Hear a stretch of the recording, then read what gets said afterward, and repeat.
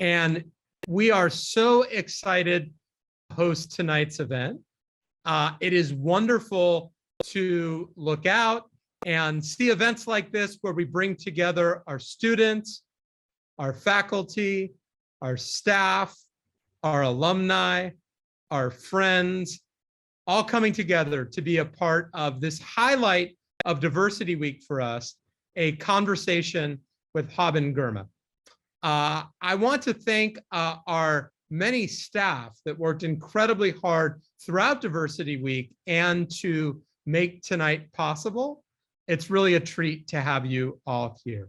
So without further conversation, I am going to introduce our guest tonight, Haben Girma. Haben Girma is the first deaf-blind person to graduate from Harvard Law School. She is a human rights lawyer advancing disability justice.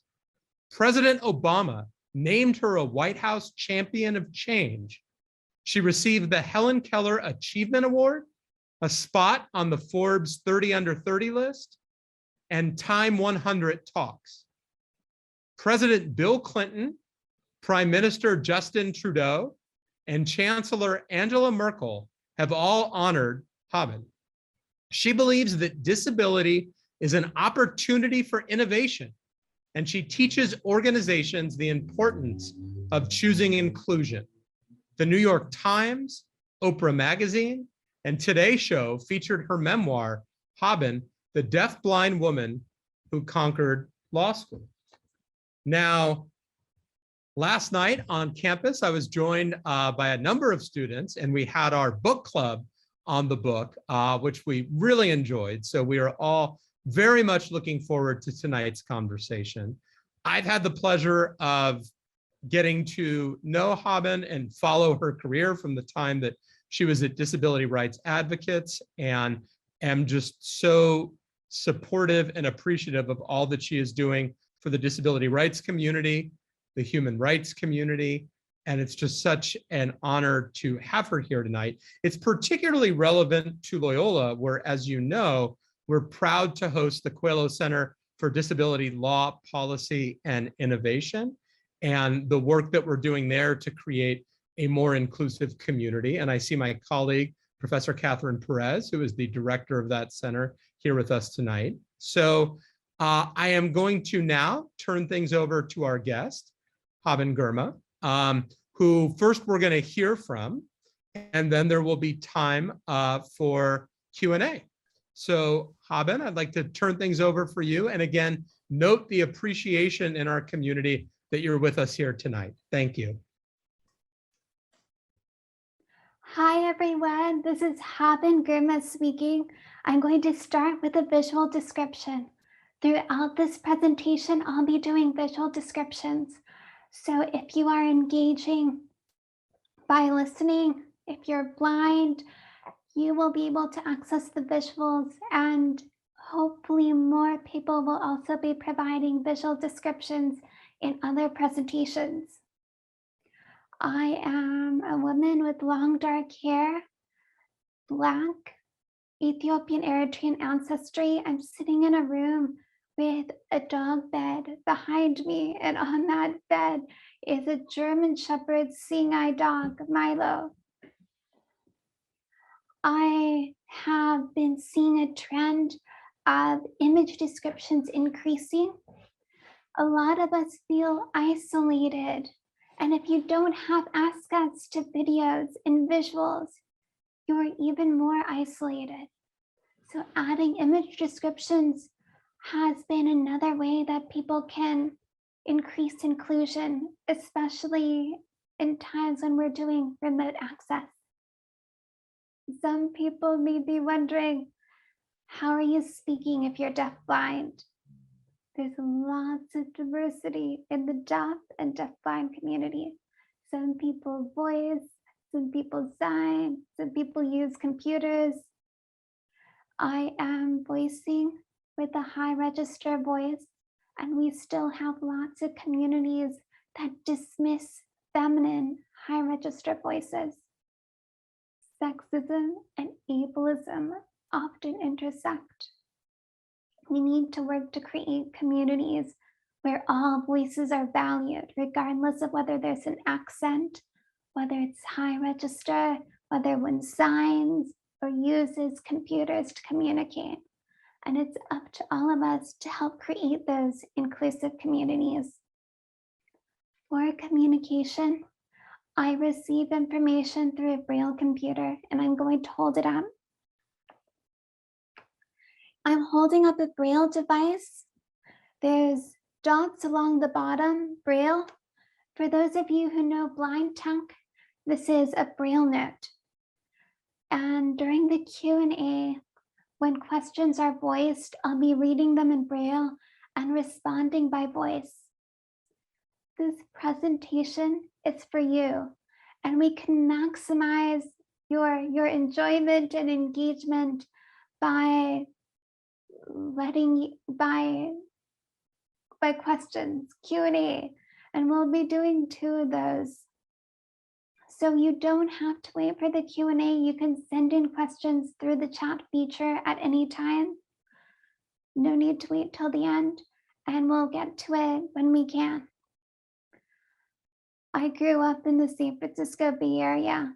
My name, Haben, is from Eritrea, a small country in Northeast Africa. And my parents did not know about Braille or Helen Keller or sign language. There were a million unknowns. And they came to the United States, and there were even more unknowns regarding the culture and how to get an education here. There were a lot of people in the Eritrean and Ethiopian communities who would say, "Oh, poor thing, she'll never go to school, she'll never get a job." The biggest barrier for me was not my disability. The biggest barrier was ableism. The systemic belief that disabled people are inferior and less competent than non-disabled people. It comes up in our communities, in our schools, and our policies. It comes up in the legal field all the time. Ableism is the biggest barrier. As the daughter of refugees, a Black woman, disabled, lots of stories said my life doesn't matter. I had to learn to resist those stories and define for myself what it means to be a disabled woman. The dominant narrative is disability is a burden on society. I learned to resist that and came up with disability as an opportunity for innovation. If I can't do something one way, I can find an alternative way to do things. And I've been doing that all of my life. Lots of disabled people have been doing that all throughout history. But those stories are often hidden. And we need to get them more in the public so people can shift the definitions of disability. I was told 70% of blind people are unemployed. And for deaf blind people, those statistics are even higher. And I worked really hard in school, graduated high school valedictorian, went to college. And college, the students around me were getting summer jobs. It seemed impossible to get a job. No one wanted to hire a disabled person. But a friend told me, "I know a place where you can get a job, Alaska." So I went up to Alaska, and they were right. There were lots of jobs, summer jobs. Tourists were coming in to see the whales, the eagles, the glaciers. I sent in applications. Employers were impressed with my grades at school, my volunteer experience. They'd call me in for an interview. And when they realized I'm disabled, they come up with all kinds of excuses not to hire me.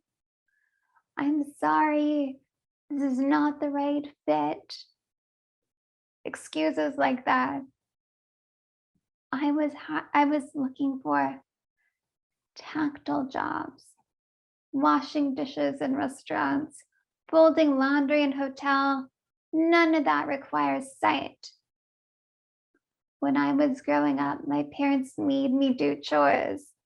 So I had lots of experience in that field, but employers still assumed I couldn't do the job. Side note, a lot of parents of disabled kids don't require them to do chores out of fear that, oh, a blind child won't be safe in the kitchen, or a blind child could hurt themselves vacuuming, and that child misses out on the opportunity to build up life skills. I was made to do chores though, so that wasn't a case in my situation, but employers still assumed ableism. That was the biggest problem, not my abilities, not my disabilities, but ableism.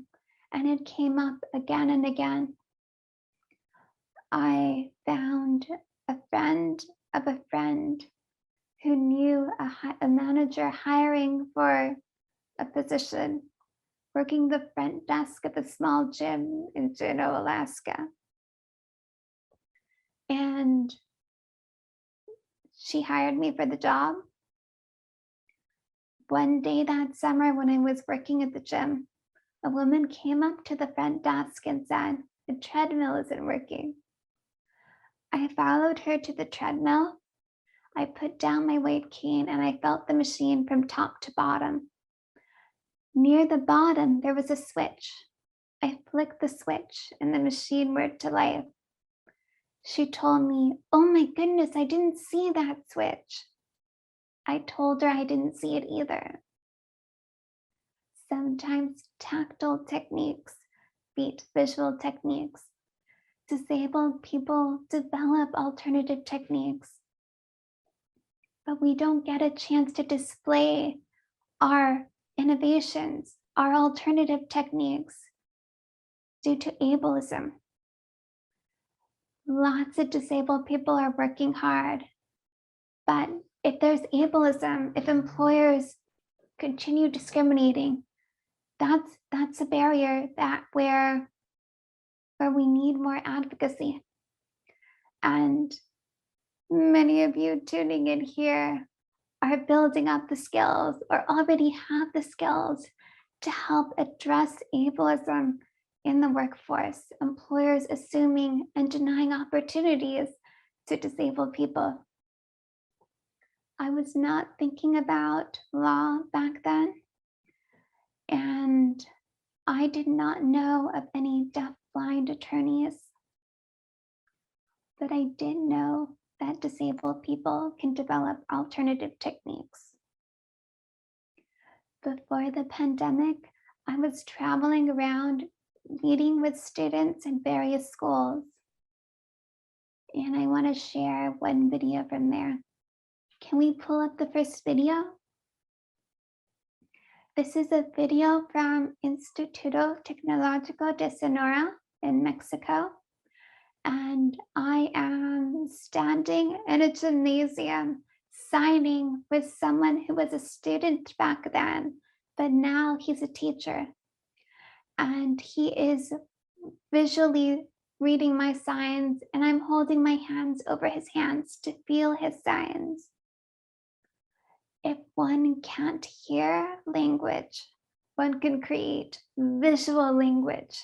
And that's what deaf communities have done all over the world. The dominant sign language in the US is American Sign Language. In France, there's French Sign Language. Across the pond in the UK, they have a completely different language and it makes no sense to me. They call it British Sign Language. Deaf-blind people are also innovative.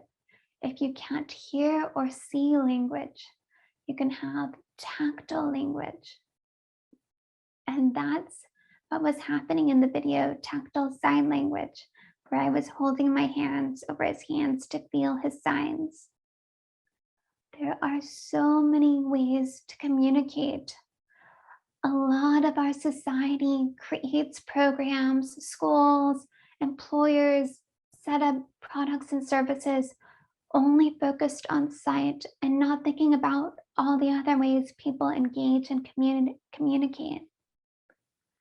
Disabled people, when we increase our teams to be more diverse and include disabled people, we get to tap in to these alternative ways of communicating and engaging and sharing information. Sign language is one way. I'll share another way next video. So this is also from before the pandemic. I was dancing at a club in New York City. In the video, I'm salsa dancing. And when I was growing up, I was actually removed from a lot of physical education courses because instructors assumed I wouldn't be able to participate. Ableism, it comes up again and again, ableism. One summer, I went to a camp for the blind in Napa, California.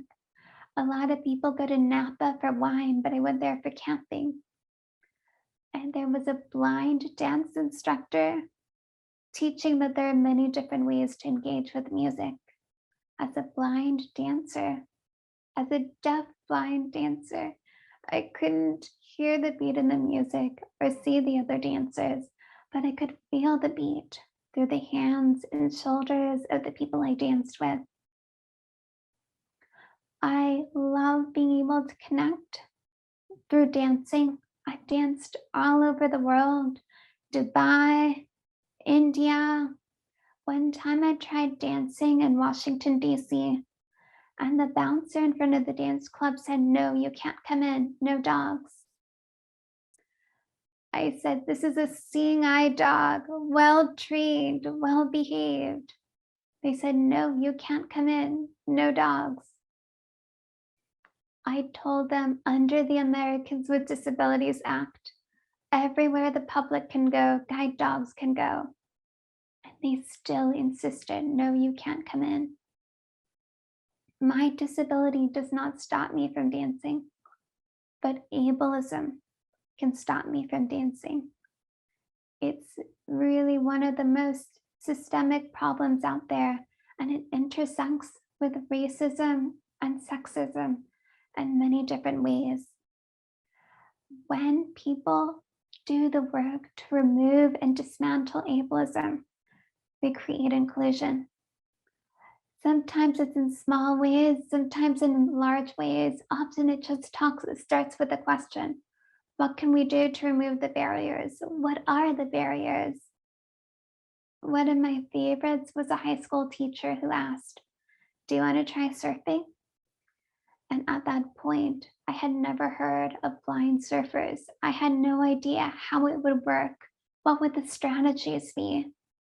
And so often, if people don't know how something will work, they just say, "Sorry, disabled people can't do this.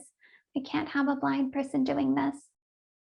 But if you've never had a disabled person in a program, that's an opportunity to expand your understanding of your field. And sometimes that field is surfing. So I said, "Sure, let's give it a try." And she introduced me to a program in Santa Cruz called Ride a Wave that does tandem surfing. Video, please. So in this one, I'm on a tandem board, which is a larger board. There's a guide on the board with me near the back of the board. I'm near the front. The water guide helps steer around other surfers and sharks. I loved the experience of feeling the board under my feet, the sun, the waves. Tandem is its own beauty. But I wanted to know, could I surf on my own? How would that work? What would that look like? And I reached out to surf schools in California and they told me, "Sorry, we've never heard of a deafblind surfer." Then one school said, "We've never heard of a deafblind surfer, but let's figure it out." And we had a lesson. Next slide. In this one, I'm on my own surfboard, and I gave me the opportunity to practice standing up and riding the wave. And the instructor is on a separate surfboard next to me. helping to steer around other surfers and sharks. Disabled people are disabled by situations. In an inclusive community, on the dance floor, I don't feel disabled. But in situations where employers are influenced by ableism or school programs are designed without disabled students in mind, that creates disabilities. And that's the social model of disability rather than the medical model of disability. When I started presentations, doing talks, I didn't share videos of myself surfing and dancing. What does that even have to do with law? But I realized that there are still a lot of people in our communities that question the humanity of disabled people. And we've seen that a lot during the pandemic, where disabled lives are not prioritized. And a lot of disabled people have found themselves having to prove and establish their humanity. This came up very recently where a vice president at Google was comparing Helen Keller to artificial intelligence and essentially dehumanizing deafblind people and disabled people.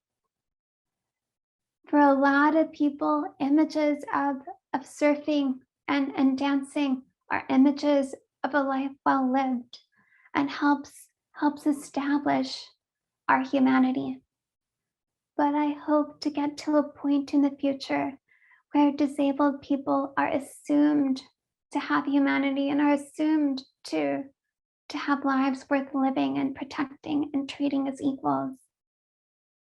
I'm going to pause here and check in with Dean Waterstone.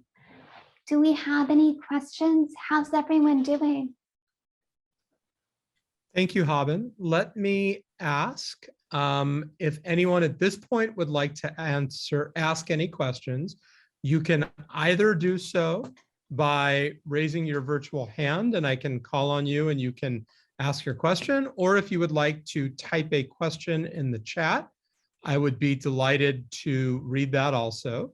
So let's take a moment and allow people to think about their questions. If you do ask a question, I would ask you to use a visual description, my own visual description. I'm sitting in front of the Zoom screen with the virtual LLS Diversity Week background. I am in a brown coat and a red tie with a beard that is a little too white and that my wife hates. So, Haben, we have our first question. I'm going to read it. It's from Beth Hines, and the question is, how did you connect with other students at the university level?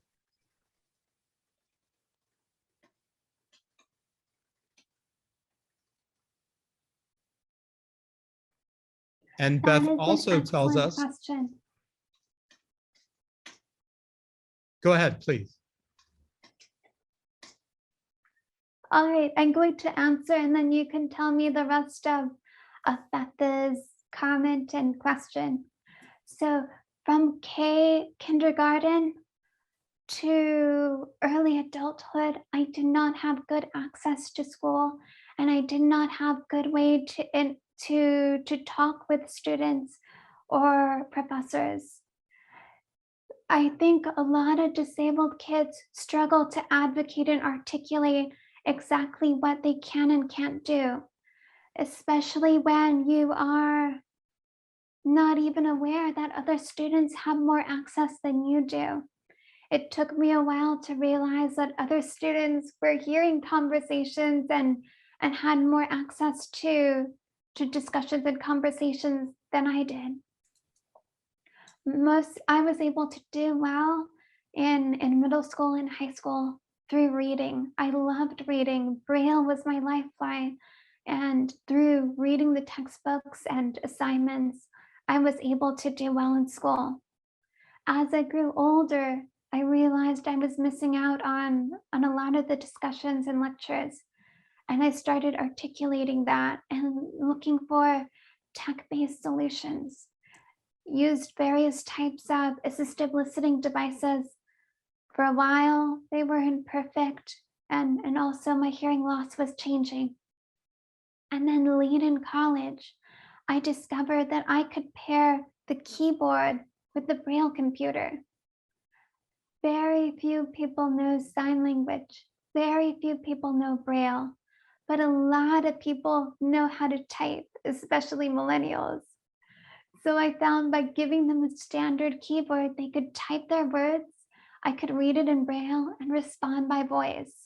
And I started to have more friendships and connections in college and especially in law school.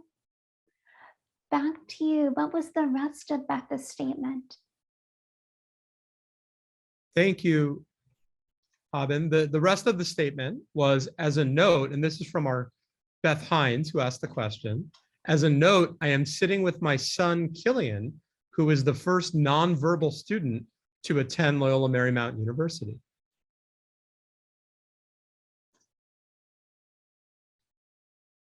Do we have any other questions at this point before we invite Haben to continue with her presentation?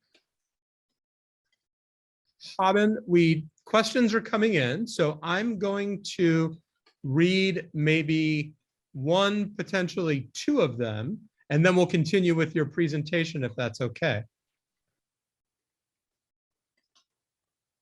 Yes, perfect. The first one is from Alex Alcazar, and the question is, how was your experience obtaining accommodations in educational settings? How did you advocate for yourself?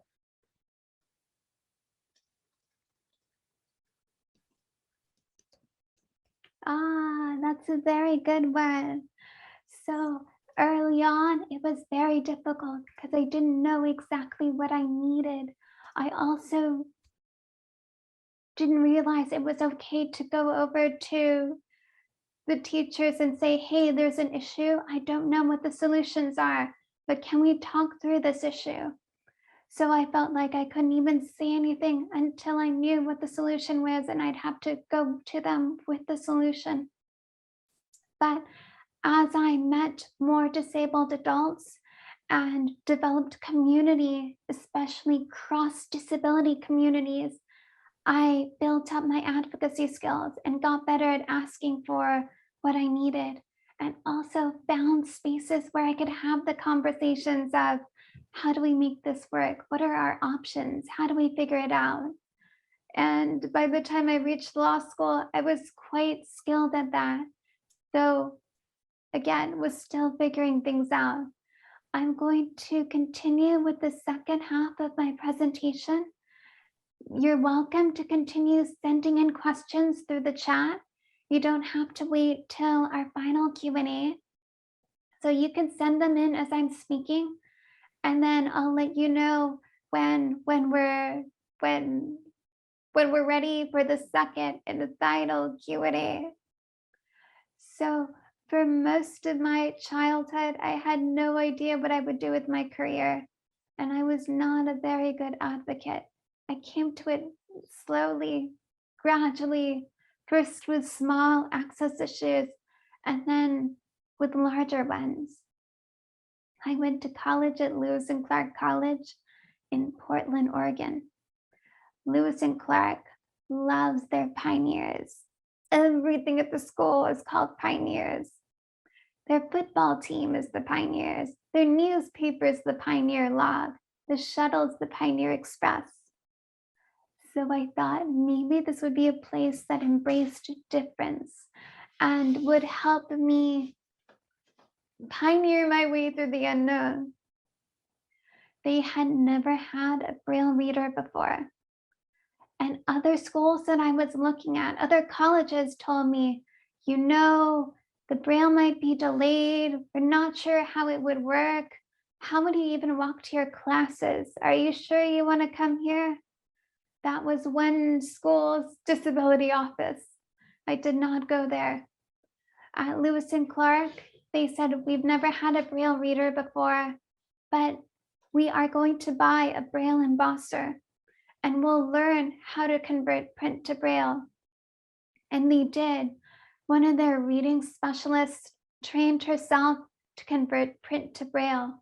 So even if an instructor had an assignment last minute, she could still Braille it right there on campus and I could get it and do my assignment. I had access to my coursework, my textbooks, exams. They even worked with the outdoor club so I can go rock climbing and kayaking. There was just one problem. The college cafeteria had its menu only in print. I need materials in alternative formats, Braille or accessible digital formats.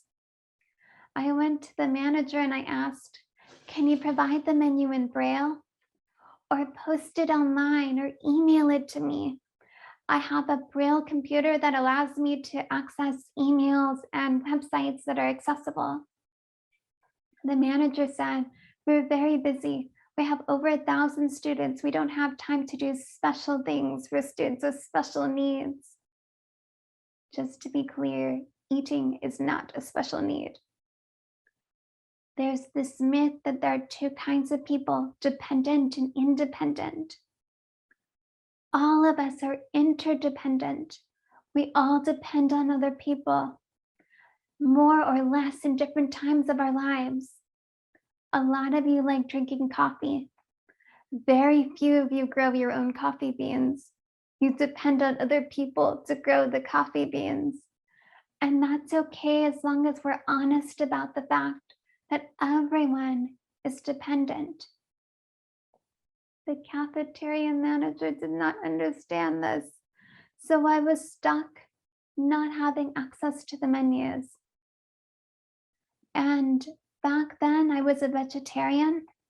It's really hard to eat vegetarian when you don't have access to food information.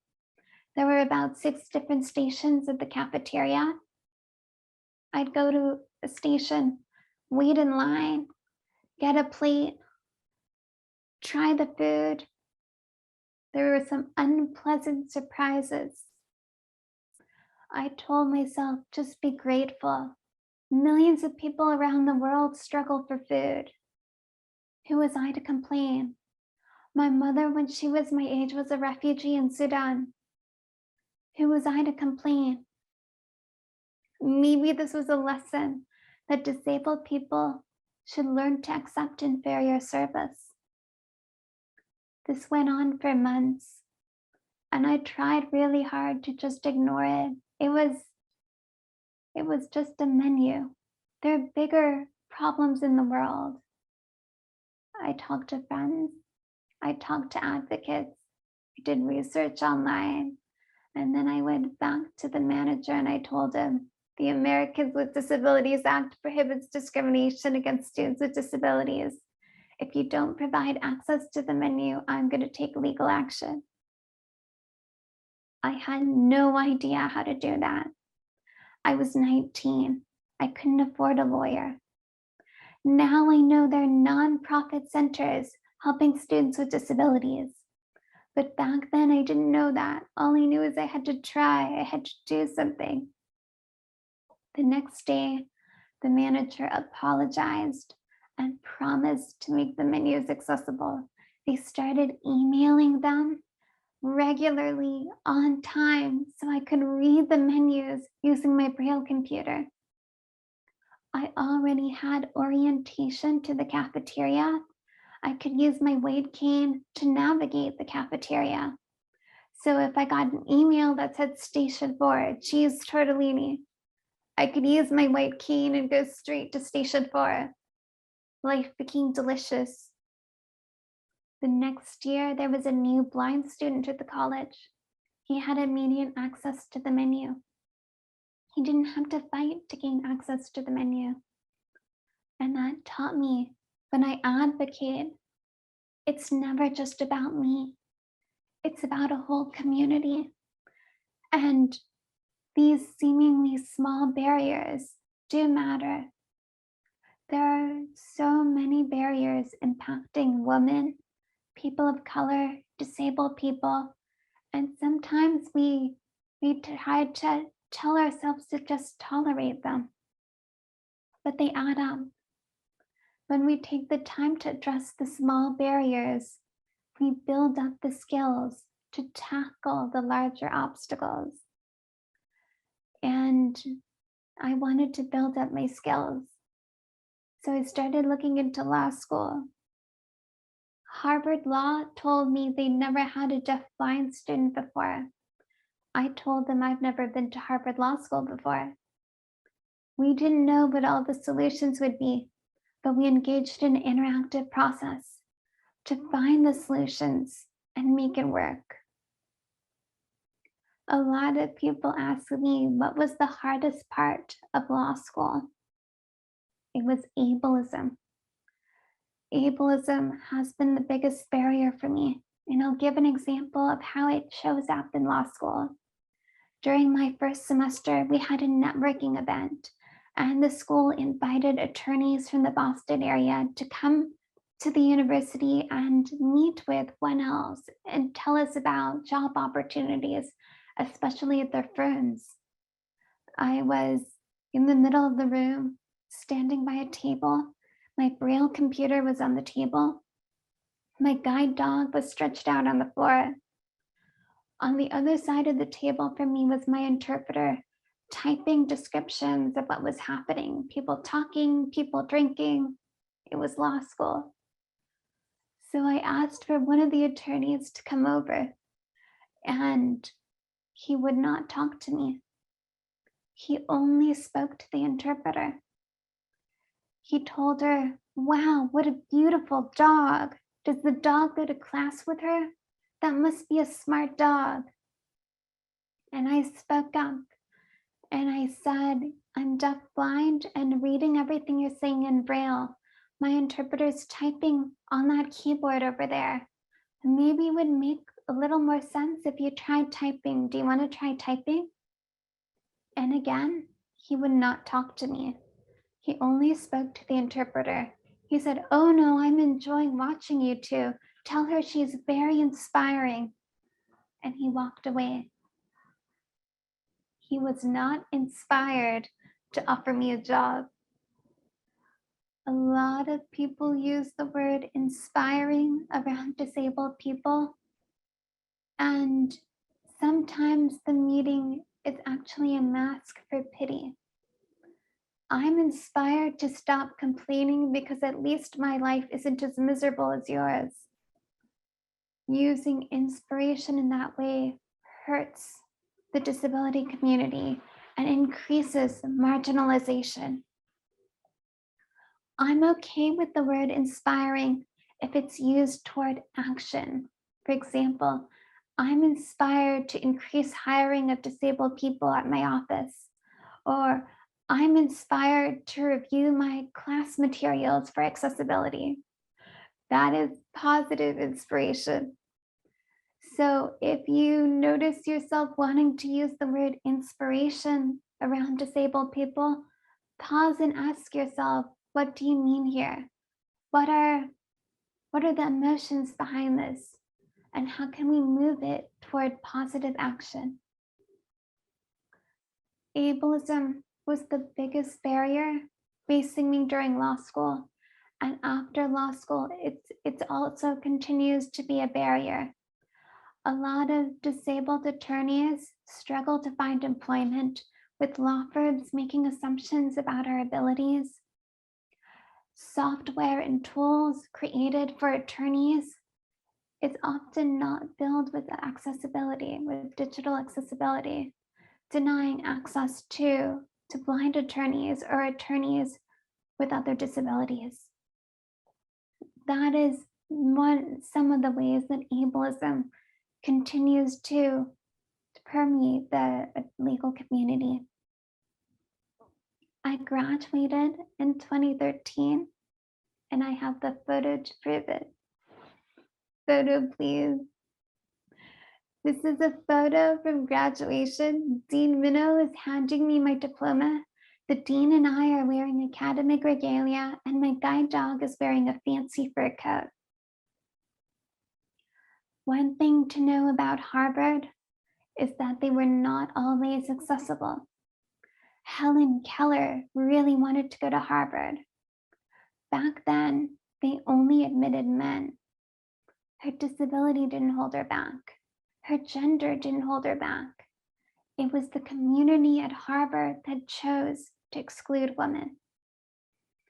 Over time, that community changed and opened its doors to women, people of color, and disabled people. We've come a long way since Helen Keller's time, but there's still a lot more work to do. You may encounter people who say, why should we bother with accessibility? Why should I make my classroom accessible? Or why should I make my products accessible?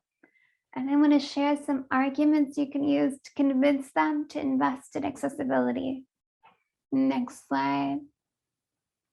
So the first one is you reach more people.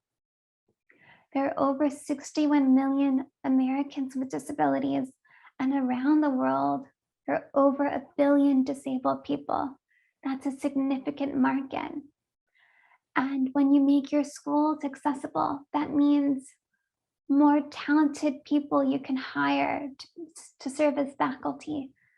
And it's really empowering when students can find themselves reflected in their instructors and in the greater university community. So a larger talent pool when you invest in accessibility. And of course, you reach more customers, more members. Another argument you can use is when you make your digital services accessible, that's websites, videos, social media, you increase discoverability. If you add image descriptions to photos, transcripts and captions to videos, there's more text associated with your content, which means search engine optimization. More people will find your content, disabled or non-disabled, helping you grow your audience. A lot of digital accessibility is really just good design. Another argument you can use is disability drives innovation, especially disabled people. There are numerous stories, but a lot of them are not known, and I will highlight two. One of the fathers of the internet is Vint Cerf. He's deaf, hard of hearing, and before the internet existed as we know it today, deaf people struggled to communicate long distance. Vint Cerf built one of the earliest email protocols, and through email, deaf people could communicate long distance. Guess who else liked using email? Hearing people. Lots of hearing people use email. So when you invest in a disability challenge, you could end up creating the next big thing, like email. And back in the 60s and 70s, disabled people in Berkeley demanded curb cut access. And curb cuts are the ramps at the end of sidewalks. The city of Berkeley started installing curb cuts, and people who use wheelchairs experienced increased freedom and mobility. Parents pushing strollers benefited from the curb cuts. Kids with skateboards benefited from the curb cuts. Now, in 2022, autonomous delivery robots benefit from the curb cuts. I doubt back in the 60s and 70s that the city imagined these robots using the curb cuts originally designed for wheelchair users, now being used by autonomous robots to deliver food and groceries. When you design with access in mind, you literally pave the way for the whole community to have greater access. So if you encounter a stubborn, difficult person who doesn't understand the importance of accessibility, you could share these arguments, tell them their increased discoverability. They'll reach more people, they'll drive innovation. And if they're still not convinced, tell them about legal requirements. The Americans with Disabilities Act prohibits discrimination against disabled people. You know this, you're in law school for this. There's still a lot of misunderstanding around the ADA and tech. And it's upsetting that a lot of tech is still being designed without disabled people in mind. Some people may not know what accessible apps or what blind tech might look like. So I have a short video that demos an accessible app. Video, please. So when I'm using my phone, I use VoiceOver. VoiceOver can speak out loud and send information to the digital braille display. News. Checking for news. National Geographic. Unread. World's largest rodents on lam from Toronto Zoo. I'm panning right on the braille display using the advanced forward button. If I wanted to instead use hand gestures on the iPhone, I could flick right with one finger.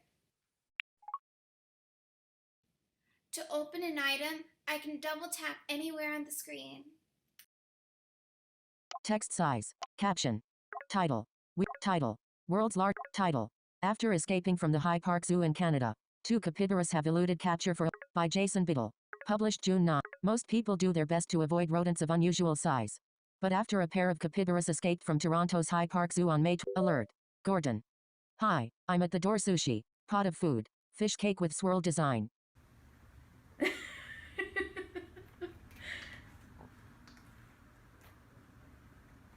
My friend's at the door, so I'm just gonna let him know. Close. Button. Reply. Button. Messages notification.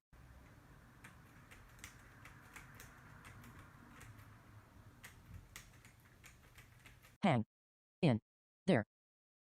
I'm almost done with this demo.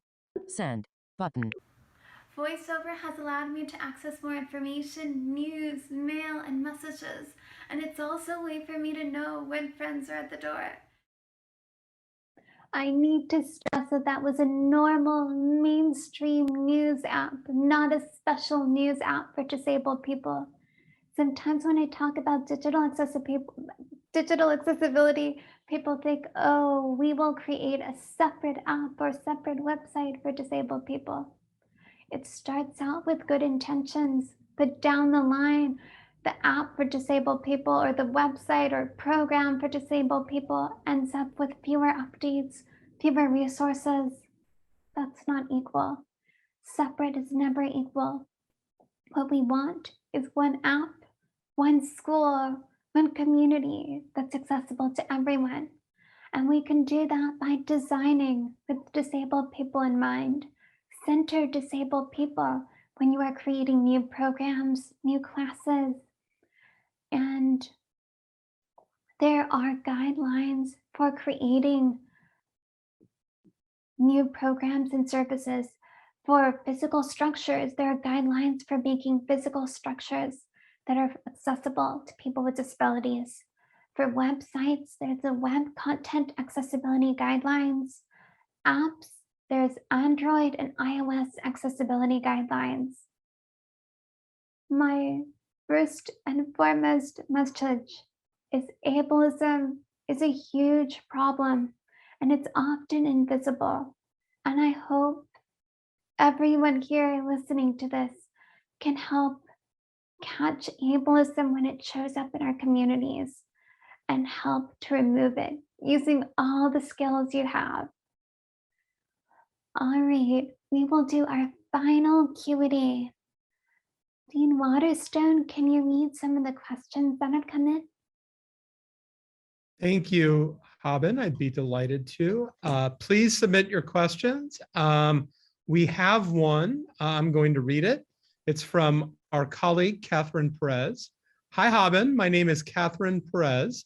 I am the director of the Coelho Center for Disability Law, Policy, and Innovation at Loyola Law School. I don't have my camera on, but I am a light-skinned Latina cis woman with long brown hair and black glasses wearing a black shirt. It's not apparent, but I'm disabled. First, just want to say I sat down to read your book and finished it in one sitting. I don't often do that, but I was instantly pulled into your story. I didn't know that you worked on the Scribd case. I know it was a while ago, but congratulations on your win. My question is, I imagine through your book and public speaking, you are changing so many hearts and minds. Do you have any good stories of someone or a place or organization who changed an ableist policy, practice, or even belief after reading your book or hearing you speak?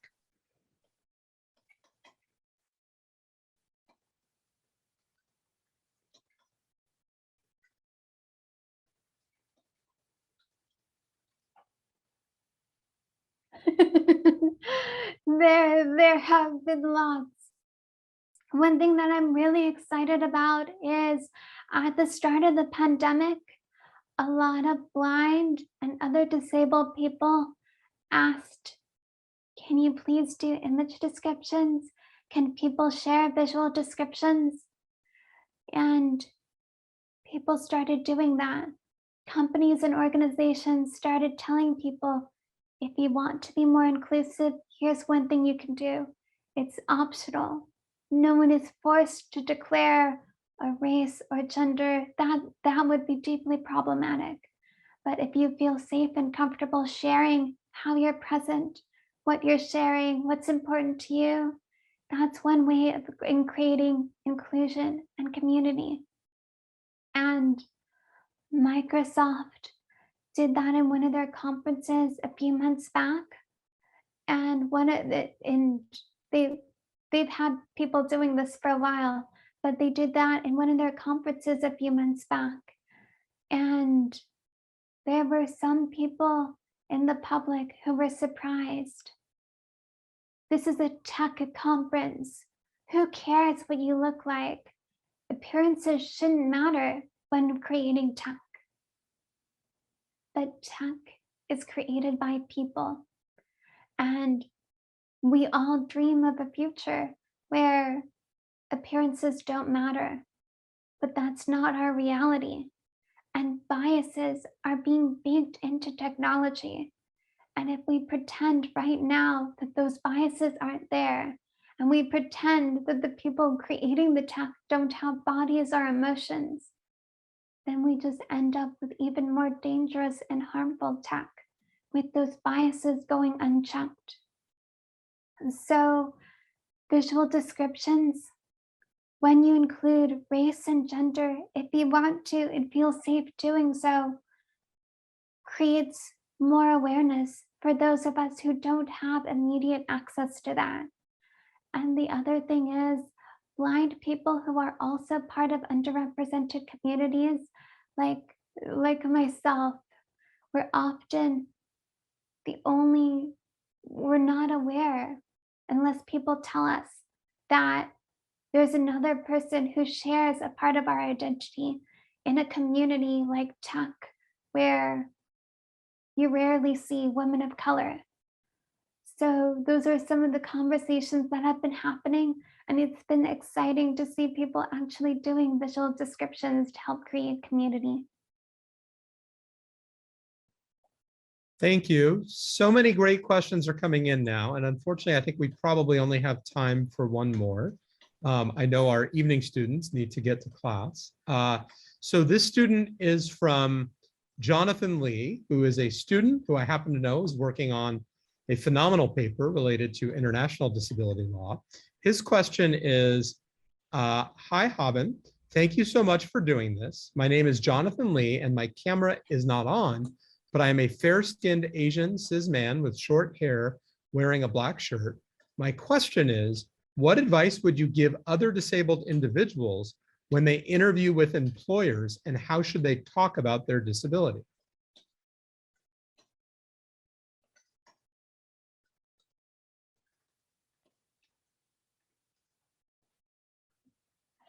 That is such a personal question. I think it depends a lot on where that specific disabled person is in their journey, and also a lot of privilege. Some people are not in a position to turn down jobs if they're struggling so much that it's that they don't have as many privileges to support them as they look for the perfect fit in employment. So there's so many factors there. In the ideal world, you would be able to share with your employer what accommodations you need, and the employer would immediately provide them, no discrimination. We're not in that world yet. So I am very open with my disability because I'm in a point where I'm not concerned about unemployment. And that's a huge privilege. A lot of disabled people are not in that position. And so the decisions you make with that, with whether to disclose or not disclose, are very different. Then there's situations where disability is visible and you don't even have that choice whether to disclose or not. It's disclosed for you.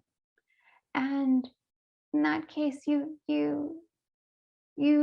search and search for that anti-ableist employer, and maybe you work more with, and maybe we'll have more people going into employment law and helping to fight ableism in the employment field. Thank you. So unfortunately, we are at the end of our time together, but please join me in thanking Haben Girma, our speaker, for coming with us, for being with us tonight as part of our community. I think we all can and should reflect and learned a lot. So Haben, thank you so much. We are very appreciative and look forward to welcoming you again back, hopefully soon.